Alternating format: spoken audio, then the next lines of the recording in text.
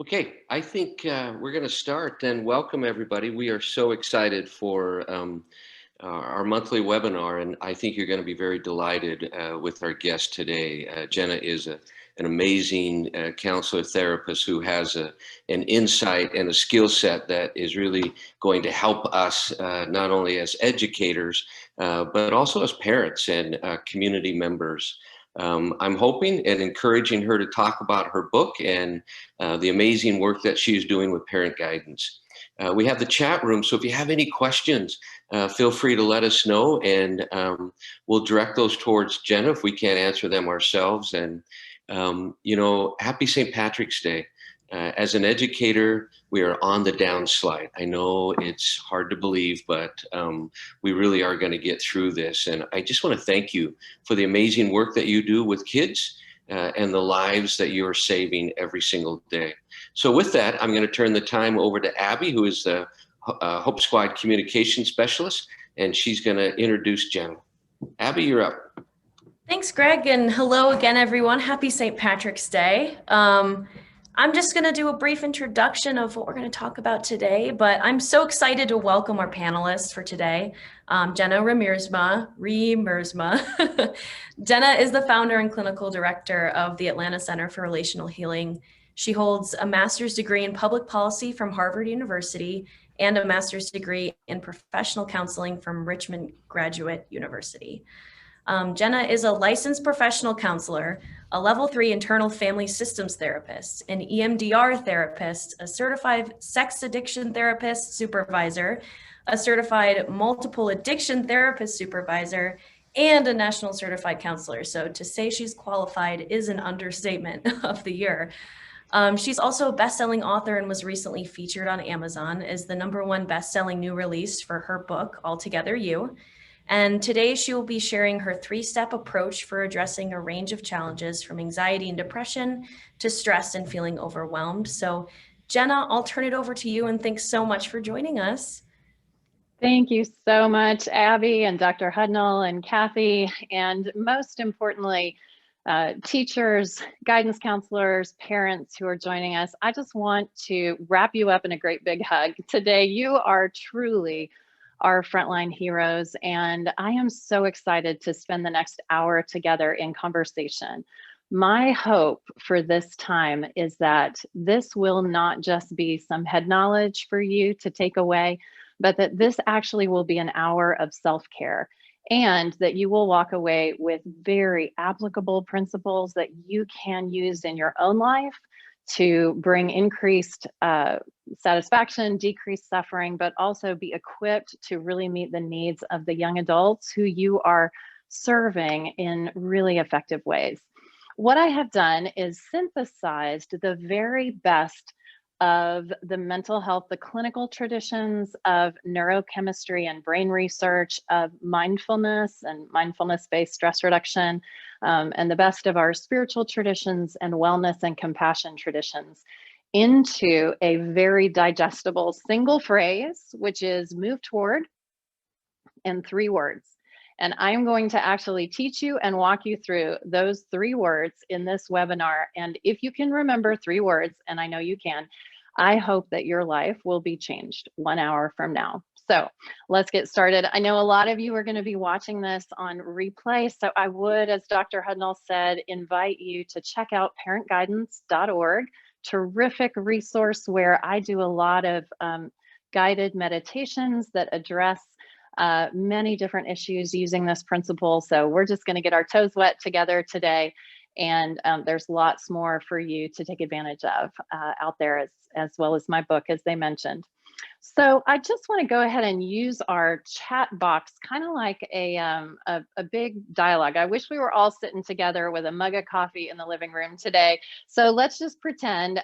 Go ahead and throw in the chat the top issues that are coming on your radar, either with the students that you're serving or in your own life, in your neighborhood, your community. Just go ahead and throw them in there. I'm going to put the chat where I can see it. Maybe anxiety, depression, suicide, anxiety, isolation, yes, stress management, conversations in a virtual world, amen. Depression, anxiety, stress, yes, for sure. School, anxiety, depression, school refusal, anxiety, overwhelmed, anxiety, isolation, self-harm, 100%, 100%, yes. And I know that absolutely notice these same type of topics everyone is struggling with. Absolutely. Returning to school after being hospitalized, anxiety. Yes, we're trying to make these adjustments and really coming back into how do we engage with the world when we've been in a place of virtual. Thank you so much for sharing those. And that's going to be the starting point for what I hope is going to be very high level of application for us.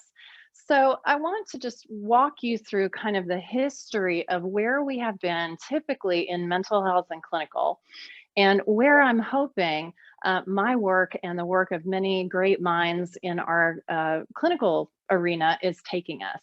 So in an old sort of mindset, we were very polarized. We had this idea that there were bad emotions, bad experiences, bad behaviors, and good ones. And our minds are pre-programmed to seek out pleasure and avoid pain.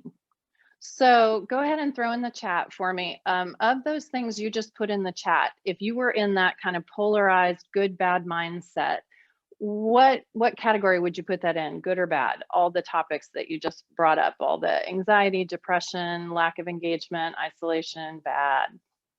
Yes, bad for sure, for sure. Okay, love it. Everybody is in agreement. If we had to characterize these as good or bad, we would characterize them as bad because they don't feel good. Now, I want to differentiate between things that feel good and things that are good, and things that don't feel good and things that are bad. Okay, those are two different things, and I'm going to unpack that a little bit more. When we think that things like anxiety, depression, isolation, school issues, when we categorize those as bad, we have a tendency to do one thing, and this is universal, and that is move against. We have a tendency to move against anxiety, to move against sadness or depression, to move against the sense of isolation because it doesn't feel good and we want to fix it. We don't want to feel it. So what do I mean by that? Because this concept is really foundational for why move toward is the answer. When we move against things, it actually makes them worse. Let me say that again. Everybody really track with me. When we move against things, it makes them worse. So let me give you some examples of ways that we move against. We can move against things interpersonally. Well, what does that sound like? Okay, if we have a student who comes to us and they're really, really anxious about tests and taking tests maybe remotely, and their anxiety is through the roof and it's just one test, we might have a tendency to move against their anxiety by saying, listen, don't be anxious. You're going to be fine. You studied. You're a smart kid. It's only 10% of your grade. Don't be anxious. Okay. That's a move against. We're saying, put that anxiety away, lock it in the basement. Don't feel it. Just stop it. Right. Or we tend to do it to ourselves. Can you relate to this?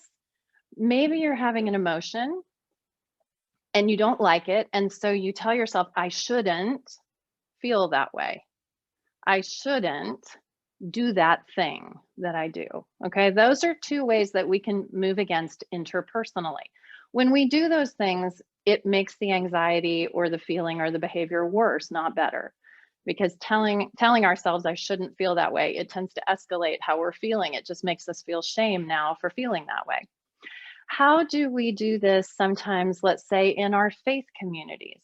Our faith is such a valuable, our spiritual lives can be such a valuable coping strategy. But when we use our spiritual communities or spiritual language in a way that moves against, we actually make our suffering worse. And let me tell you what I mean by that.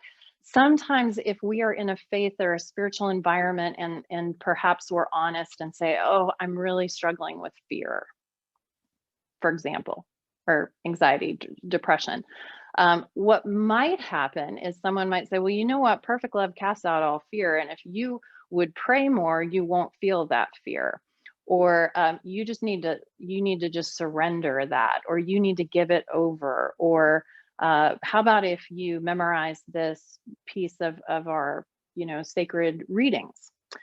Really well intentioned, but the message is basically, let's stop that. If you were kind of doing your spirituality right, you wouldn't feel that yucky feeling, right? So that's an example. It is minimizing. Thank you. Yes, Christy, that's complete minimizing.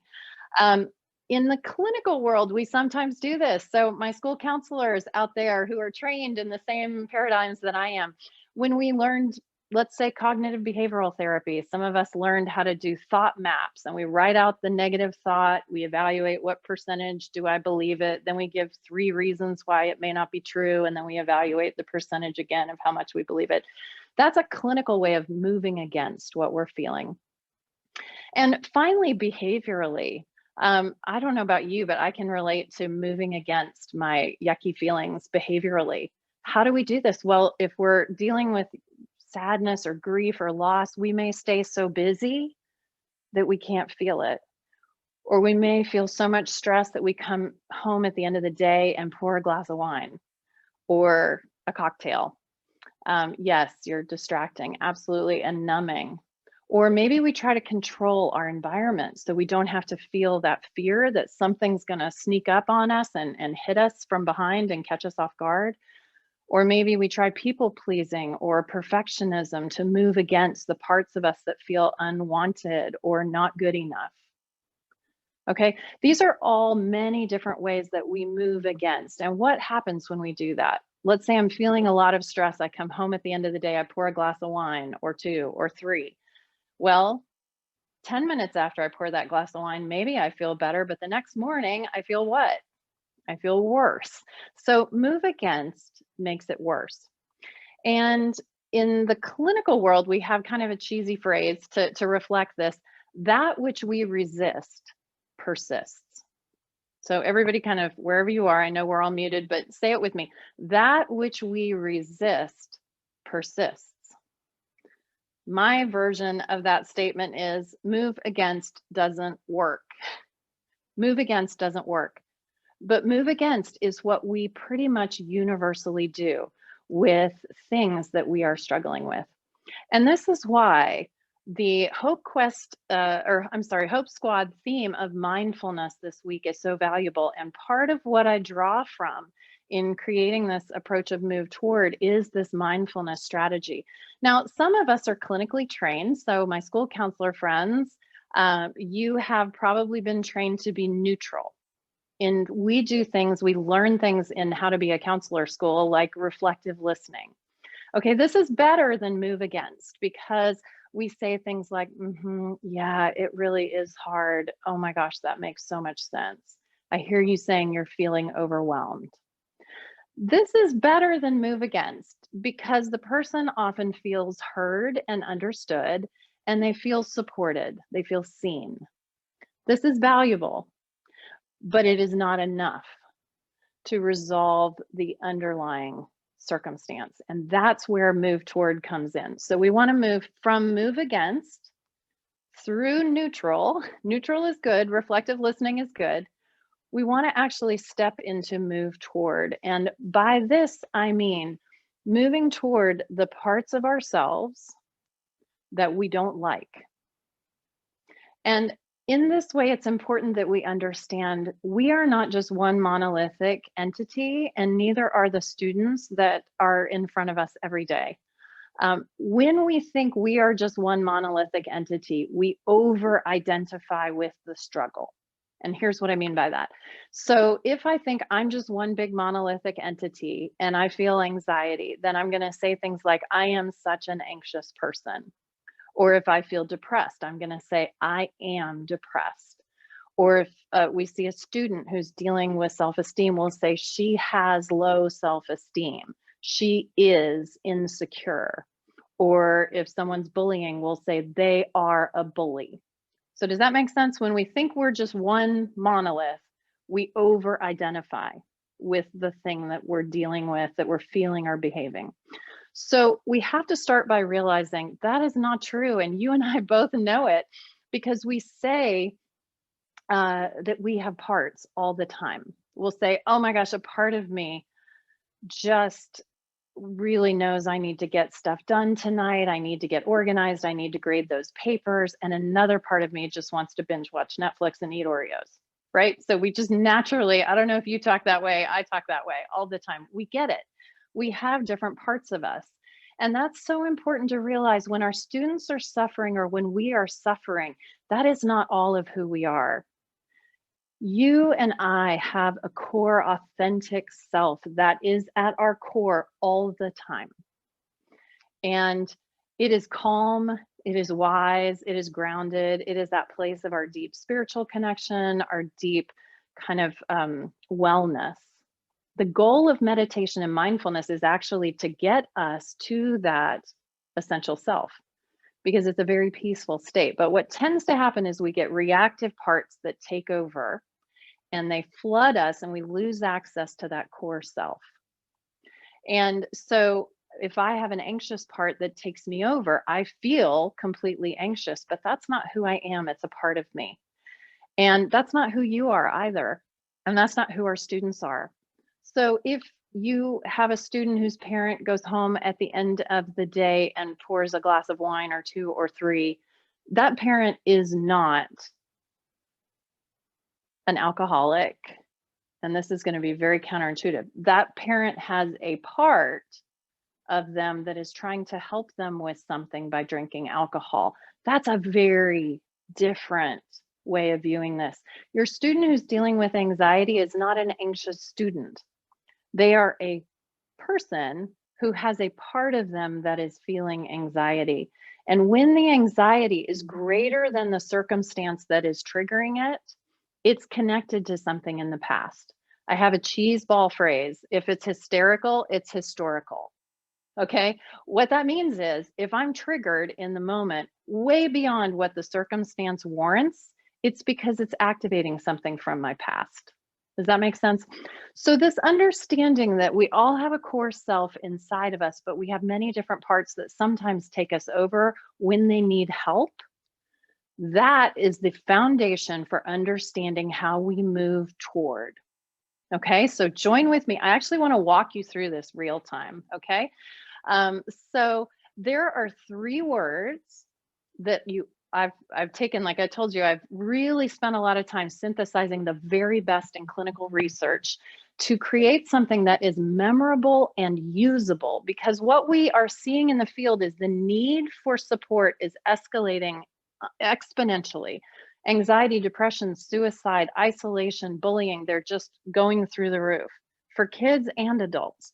And access to services is diminishing because all of us are so full, we have wait lists out the wazoo. And much of what we know clinically is hard to get into application personally. So that's why I've tried to make this as simple as possible. You can remember this. Okay, so I want you to say with me, even though we're all on mute, move toward. Okay, ready? All together. 1, 2, 3. Move toward. If we say it out loud, we're more likely to remember it.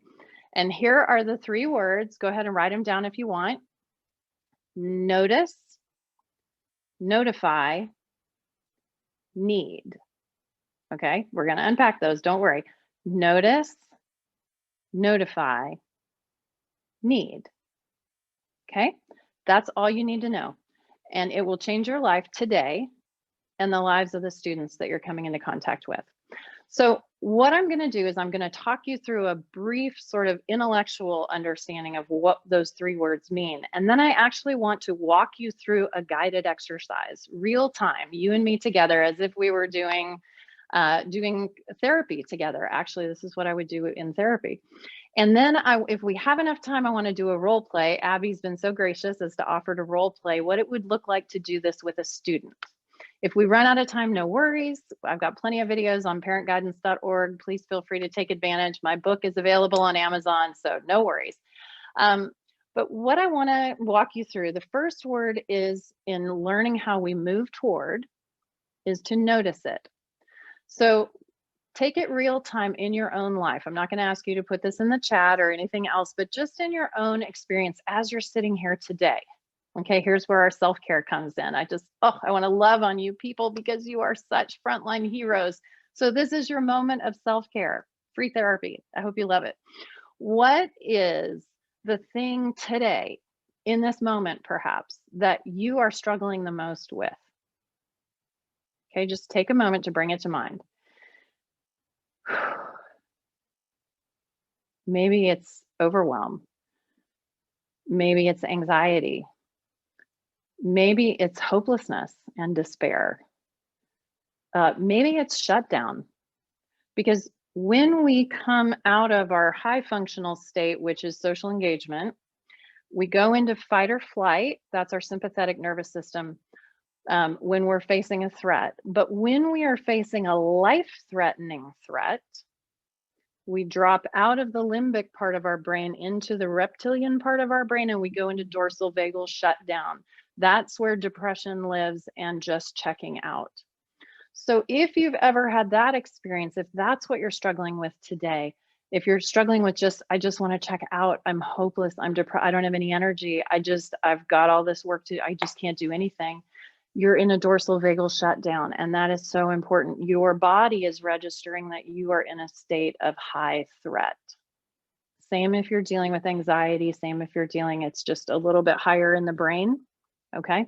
So whatever it is for you today, I want you to just pick the one thing. And maybe it's staying super busy. Maybe it's drinking the extra glass of wine. Maybe it's acting out sexually with porn or fantasy or an affair partner. Maybe it's acting out with drugs or I already said alcohol. Maybe it's people pleasing. Maybe it's control. Maybe it's perfectionism. Pick your thing. What are you struggling with?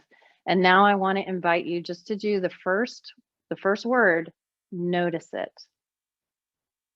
Okay, so now when we notice, we're going to turn our attention to our inner experience. And whoo, there's something we don't often get to do, just shifting our awareness. I like to close my eyes and place my hand on my chest because it helps me connect and ground to my body. Yes, this is a mindfulness practice, breathing in slowly and notice where that thing shows up in your body.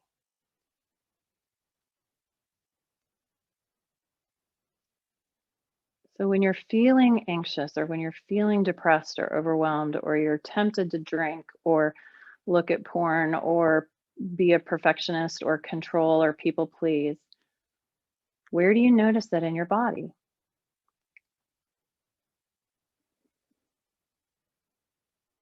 Okay, notice right there, we've just done two important things. We've turned our attention to our physiological experience and we've named it. And those two things right there create a little degree of separation from it. So let's go with anxiety because I saw that in the chat quite a bit. But whatever it is for you, you focus on that. So let's pretend it's anxiety.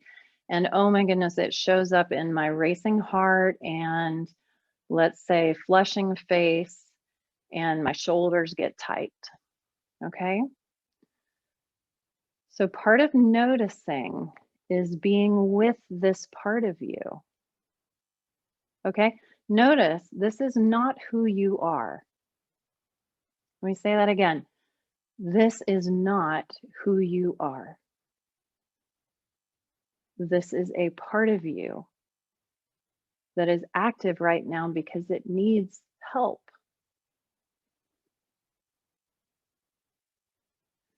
So wherever you notice this part of you becoming activated, if you'd like to place your hands on that part of your body or one hand, if it's your shoulders or your throat or your forehead or your stomach. And we're still in word one here, but just breathe into it for a moment with no attempt to change it or shift it in any way. We are not here to move against it. We are here to move towards this precious, hurting part of you and of me.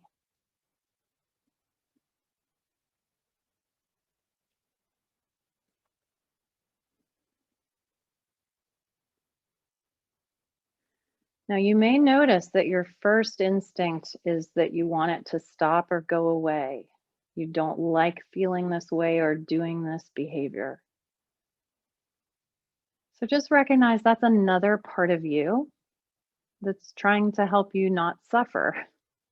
And just welcome that part of you and thank it for trying to help you.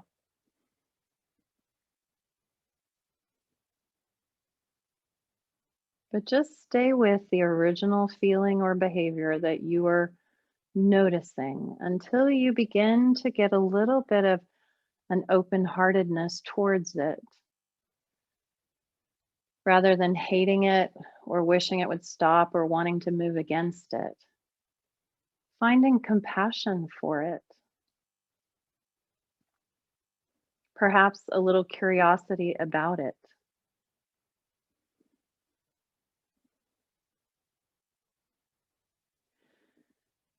Now, for the purpose of this time-limited webinar, I'm going to go ahead and move on and assume that you have found some sense of connection, compassion, curiosity about this part of you.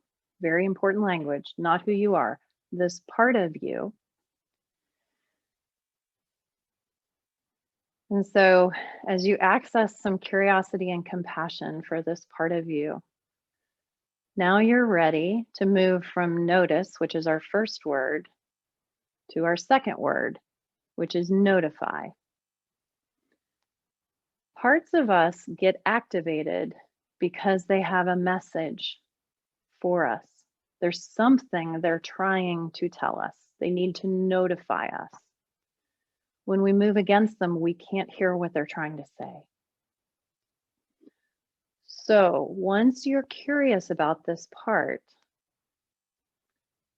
I want to invite you to ask it what it wants you to know about why it's activated right now. So literally ask that part of you, wherever you notice it in your body, why are you activated right now and what would you like me to know? And don't try to figure it out, just wait and see what pops into your mind. What do you want me to know?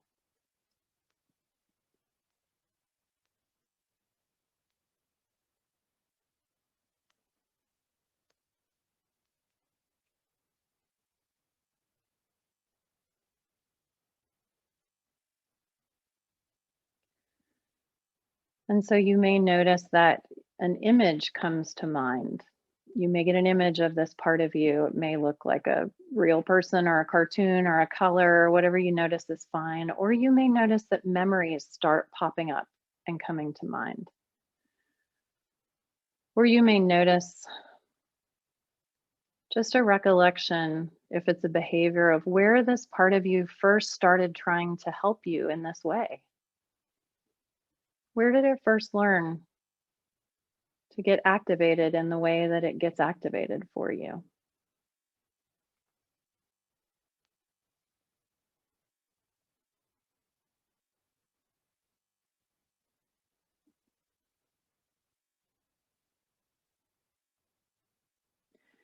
And just as you would if this was a precious student who was suffering coming into your office to share with you, listen to this part of you tell you all about what it's like, what it's been like for it to play this role in your life for all these years. Let it notify you.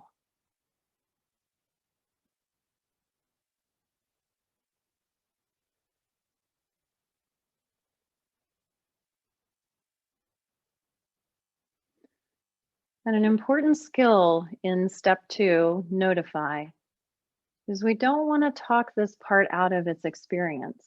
Whatever it's showing us, just receive it, be a witness. There's a very good reason this part of you is present in your life. We just want to get to know what it is. So we could spend a lot more time in step 2, but again, for the purposes of this webinar, we're going to move on to the third word.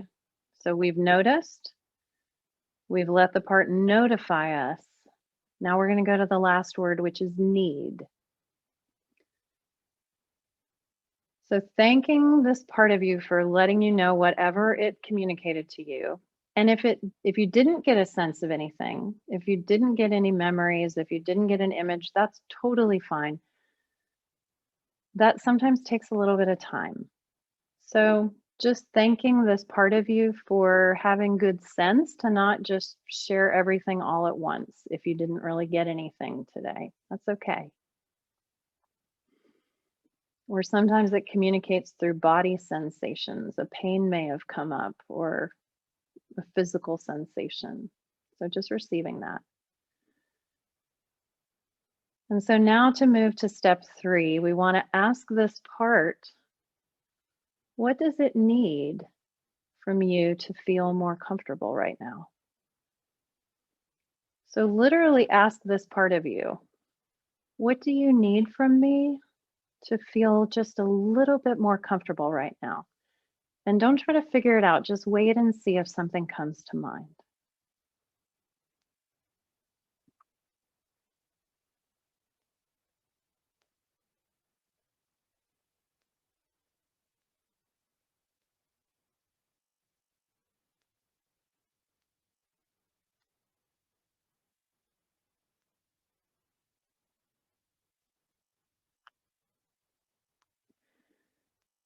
And so several different possibilities are there. You may not have noticed anything, and that's okay. Or you may have gotten a sense that this part of you just needed something in your inner awareness. Maybe it just needed a hug from you, kind of in your imaginal experience, or it just needed to sit down and just have a cup of tea. And if that's the case, go ahead and let that happen in your inner imagination.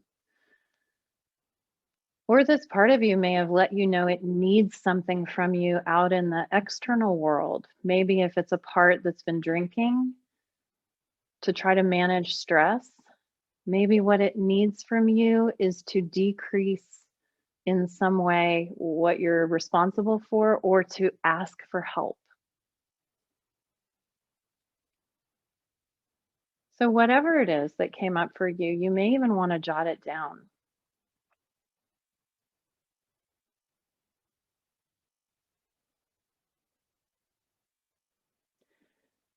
And then whenever that feels complete for now, let me just invite you, and it's very helpful if your eyes have been closed to do this slowly because it can be just a little bit disorienting.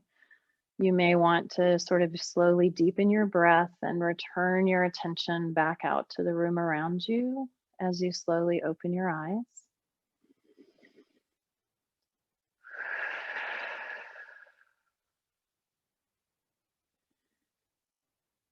And just noticing any shifts that may have taken place.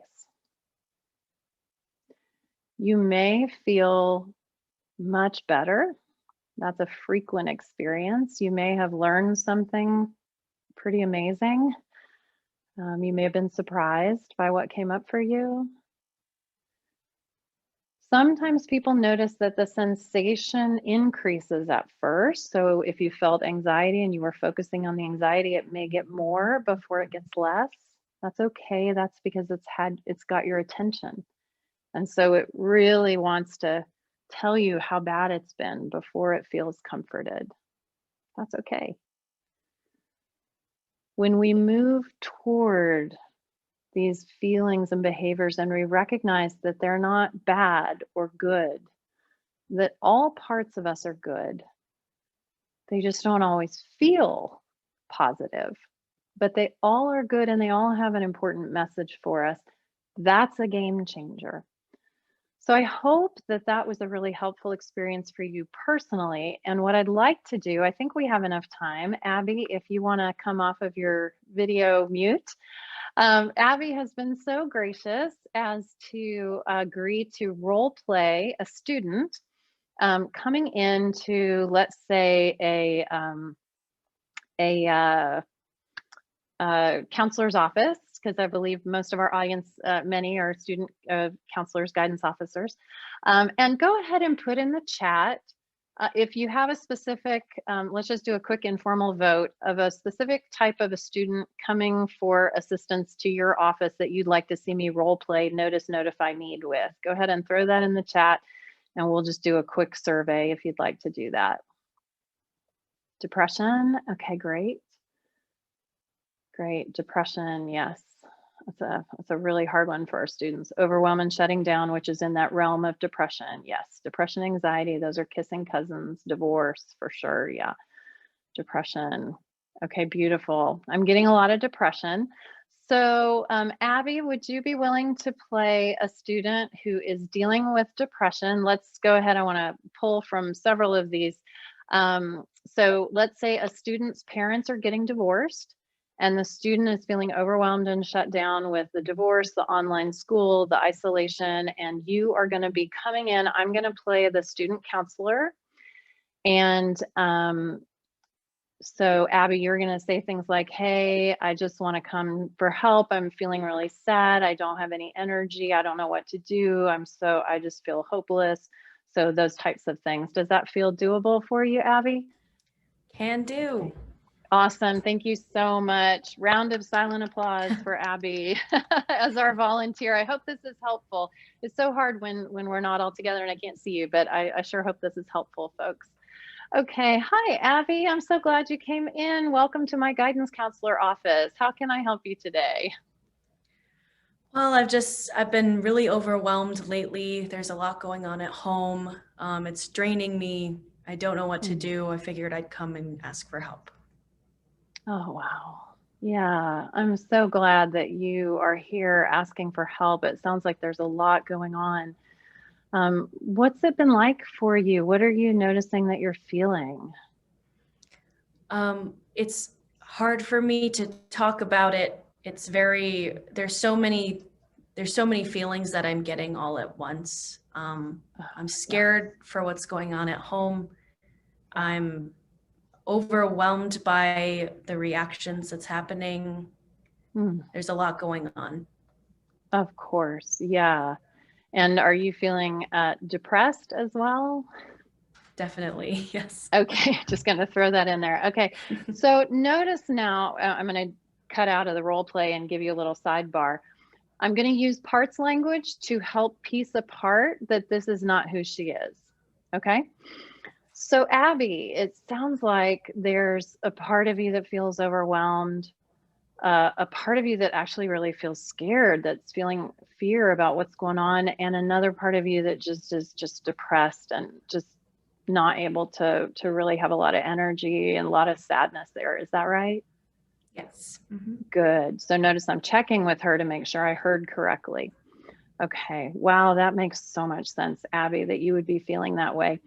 Can you just check? Now notice, here's my sidebar, guidance counselors and teachers. We don't have to know what's actually going on to help her. So I don't have to get off in the weeds with the details.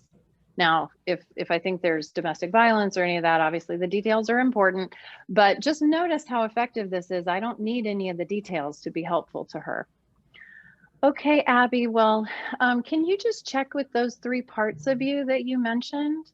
The overwhelmed part of you, the afraid part of you, and the depressed part of you. Can you just kind of check in and see which one of those might really appreciate some time with you right now, just some attention and care? And Abby, if you can say depression, that would be great, because that's what we're role playing. Yeah, definitely the depression part of it is very strong. Okay, great. So now, folks, we're going to do step one, which is notice. Okay. So Abby, how do you notice the depression when it kind of comes on and takes you over, when the depressed part of you takes over? How does that feel in your body? Where do you notice it? Okay, fatigue, I'm getting can't get out of bed. very tired, yes, and very sad. I don't have the energy to put on a smile. Okay, yeah. And where is that in your body? Where's the fatigue and the sadness, would you say? Probably in my chest or right around my head. Yeah, beautiful. So go ahead and just, if it feels right for you, if you want to just allow your awareness to be present with that depression, that sadness. If you want to, you can even put your hand where you're feeling it. And just take a moment. Let's do this together and let's just breathe into it. And let's just bring our attention to that part with a lot of compassion and care right now. Does that feel okay? Mm-hmm. Okay, great. Go ahead and do that. Remember, we don't want to change it or cause it to shift or go away. We just want to welcome it and just be compassionate.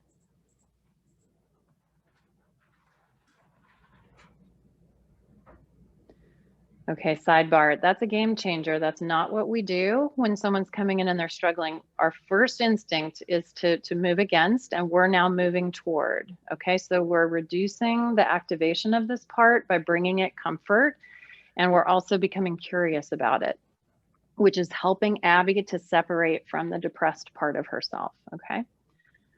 So I'm just going to check with Abby and see how that's going. Abby, how does it feel like the sadness is doing with your attention? Is it doing okay with that? Yes. Good. Okay, great. So just maybe check in and see if the sadness, the depression wants to show you itself in any way, if it wants to kind of give you an image of itself or let you know about it in any way. Don't try to figure it out. Just see what comes to mind.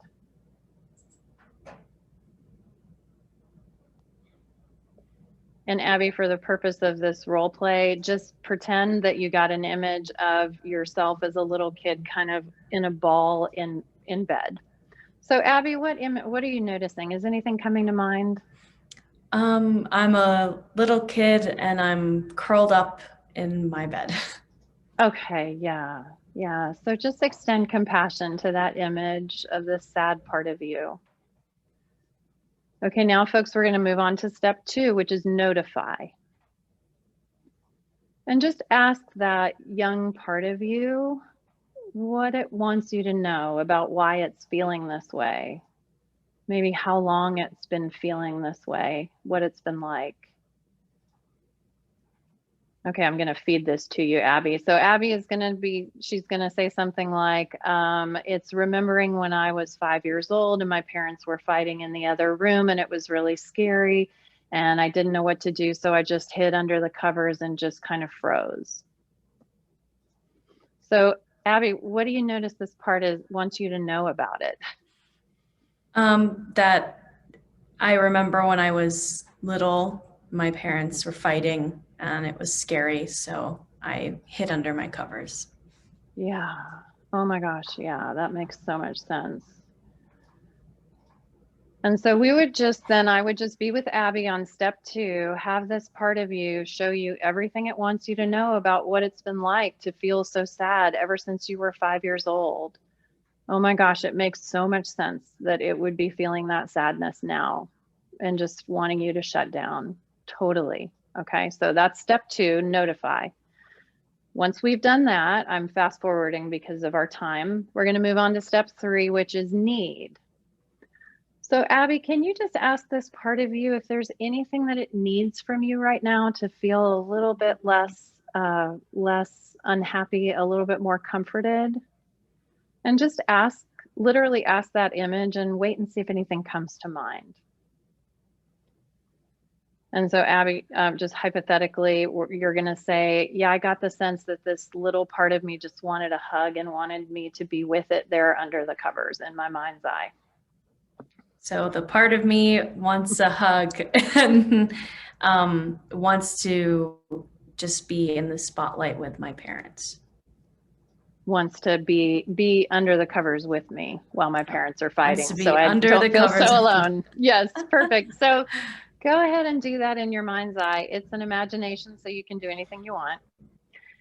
And then, Abby, let's say that this part also told you that it wants you to ask for help and be able to go be with a friend when things are scary with your family. It wants to ask for help and it wants me to find a friend when things are scary with my family. Yeah.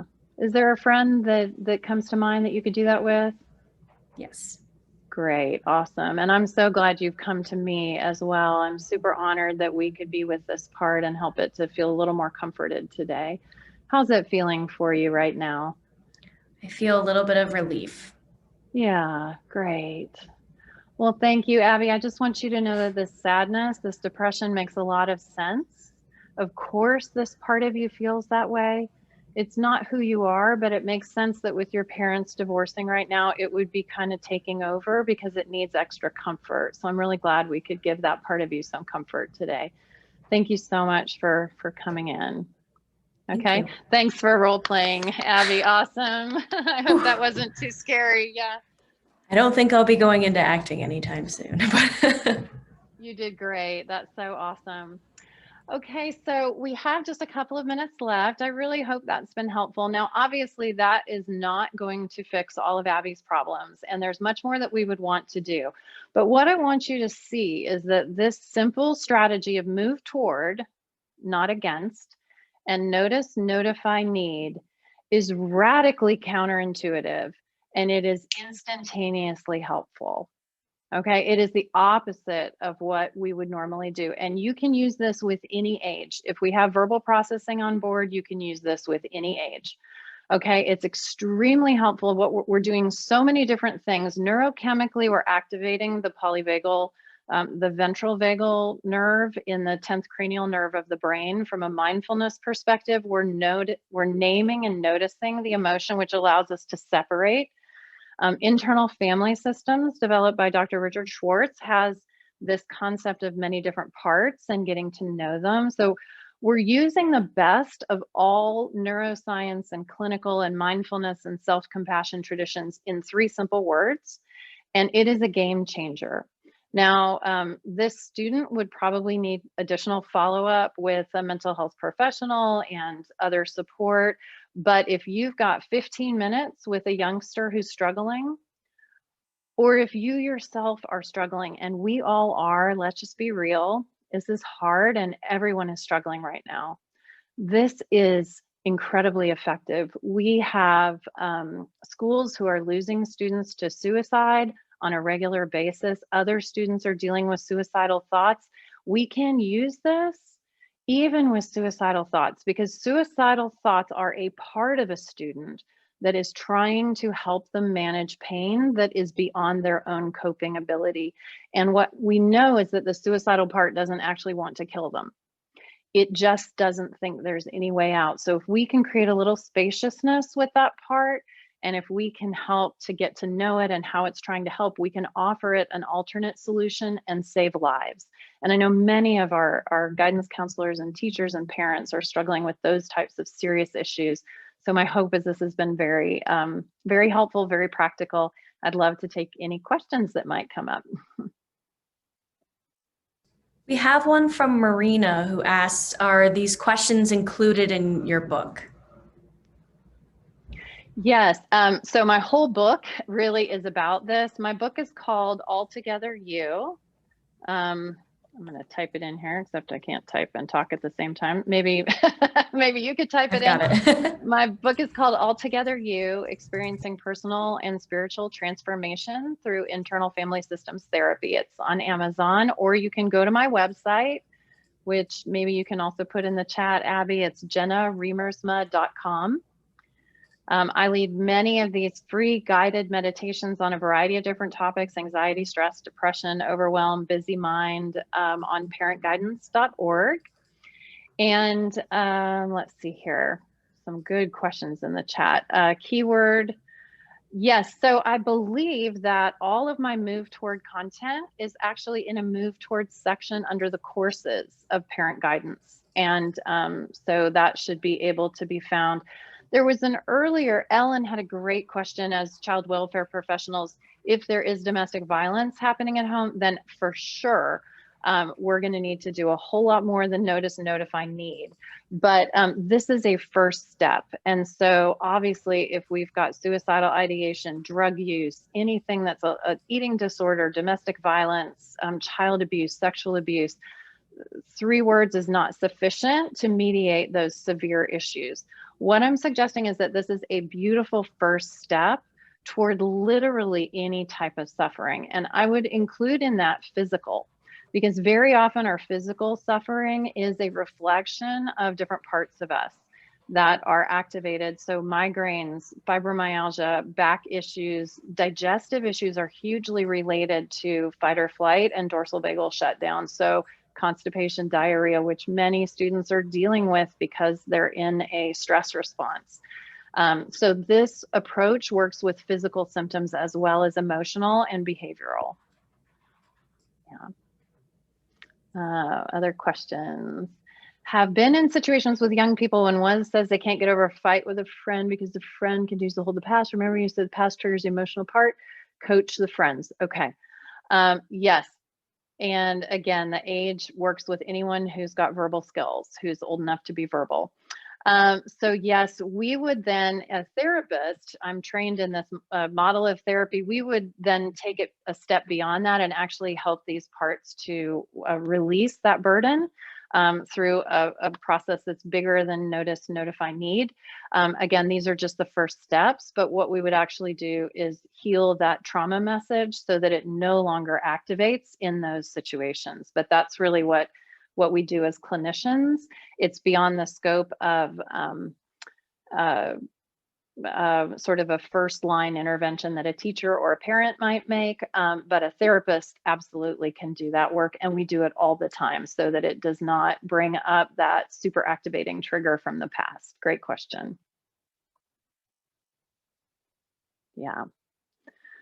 So the questions about age, let me just say with a super young child, I don't know if you want to put in the chat an age range that you were thinking of, but if we've got a really little kid, let's say we've got a child who's throwing a temper tantrum who's maybe preschool age. So I'll talk about, if that's helpful, how we would use this with a real little one.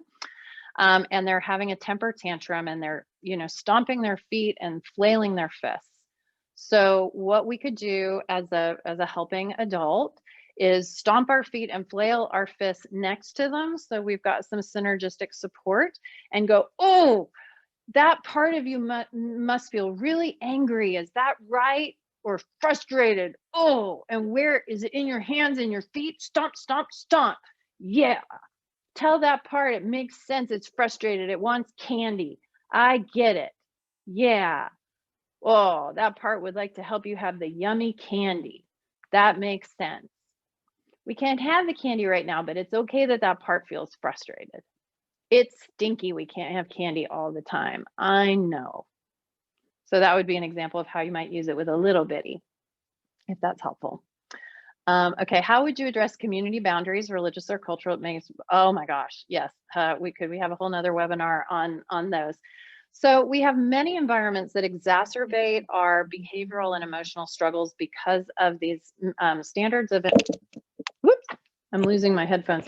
Standards of impossibility. So that would be true in schools that are very highly striving academic environments, spiritual communities where you're not allowed to acknowledge real struggles, where you have to say, I just am trusting God, or, yes, I'm dying of cancer, but it's all for good, because this is working out in the spiritual realm of things, whatever it might be. So these types of environments where there are these standards of perfectionism, and this is true in families, in academic environments, spiritual environments, it actually is very, very damaging because it creates a need to dissociate from our actual experience. And so what we find is that these students who look like they have it all together, who are the star athlete, the varsity person, the straight A student, everybody loves them and they have all these friends. And if they said, I'm struggling, we would tend to move against and say, oh my gosh, what are you talking about? Everybody loves you. You're so smart. You're the captain of the football team. But the pain underneath that is often extraordinarily high and no one can see it. It's not just the students who are here who are kind of dressing in black and isolated and doing drugs and shut in their room. We've got kind of that whole range, and those students tend to be the ones that are in these super high performing pressure situations. And so this skill, even if we can just help them do step one of notice, that's a game changer, because most adults who come into my office for therapy It takes months to be able to learn just that one skill. Most people cannot name what they're feeling, especially men and boys, because the only kind of socially accepted word for men and boys is usually anger, or it's kissing cousin, which is frustration. How do you feel? I'm frustrated. Okay, well, that's usually, or I'm angry. That's all that people can usually, especially men, can say. Most people will say a physiological state of being. How are you? I'm stressed. I'm overwhelmed. Those are not feelings, those are states of being. So we're highly dissociated as a culture from our experience. So if we can just practice even just step one of notice, which essentially is mindfulness, what is coming up in me and where do I feel it in my body? Wow, even just that is a huge step forward. And instead of moving against it, just being with it compassionately. Okay, so these communities that are way up here in terms of pressure, whether it's spiritual, religious, financial, academic, sports, whatever it is, can be very, very toxic environments emotionally. And just being able to name and notice where it is in the body is a huge step forward. Great question. Great question. Yeah.